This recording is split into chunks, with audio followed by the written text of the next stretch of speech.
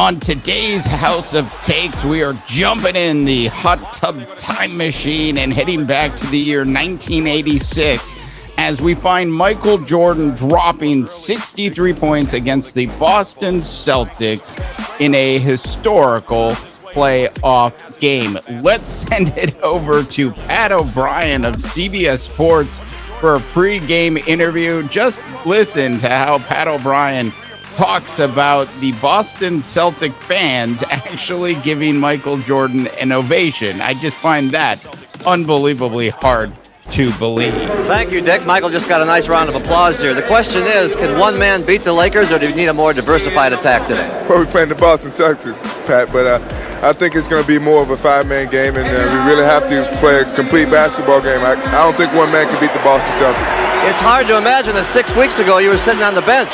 Yes, it is. It's very hard for me to imagine. I'm very happy I'm playing now, and I'm very happy that I can contribute to the team. All right, thank you. Good luck today. You don't have to. On today's House of Takes, we are taking a historical look back at young Michael Jordan versus the 1986 Boston Celtics in Game 2 of their playoff series. A game in which Jordan actually went for 63 points at the time, setting an NBA playoff record. An important side note is that Jordan had no help at all.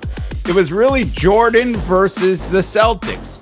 Just take a look at the roster. The Bulls finished the season at 32-50 and was coached by somebody named Stan Alback. This was the year that Charles Oakley was a rookie, and the only other player of note on the team was George Gervin, who had fallen off the James Harden cliff in his 13th year in the association and was just averaging 16 points a game, down from 25.9 points a game 2 years earlier in 1984. Just watch Jordan's hang time on this bank shot and then check out his handles. To say that young Michael Jordan didn't have a complete game in year 2 of his NBA career would be like saying Top Gun Maverick wasn't entertaining. Look, I know it's not like an Academy Award winning movie, but it certainly was entertaining. And surprisingly enough, it was nominated as an Academy Award Best Picture this year. Then there's Jordan's mid-range game, which is most comparable today to a Kevin Durant. The big difference between middle-aged KD and young Michael Jordan is that Jordan actually is always, and I mean always, was always asking for the ball, where KD sometimes falls asleep on the court towards the end of a game. Then there is the alter personality of Michael Jordan, the one who loves to dunk the ball, which includes a little bit of swagger before swagger existed, with his tongue out. So in this game, Jordan knocked some free throws down and the game went into overtime. Jordan went on to score 9 points in overtime, but ironically, the Celtics prevailed, as they should have.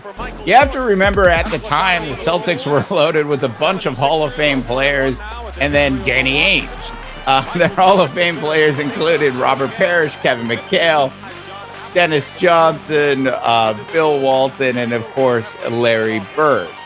While all the Bulls had was Michael Jordan. As for the Jordan versus LeBron debate, if you throw out all of the stats, I mean, you take all those stats and you throw them out of the window and you just look at the pure basketball. If you will, you do an eye test on watching Jordan play and you do the same thing on LeBron.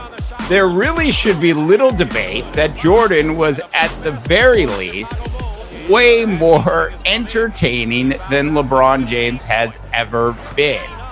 So I think the real question here is, does this in any way change the opinions of the LeBron James / TikTok generation? Tell me what you think in the comments below.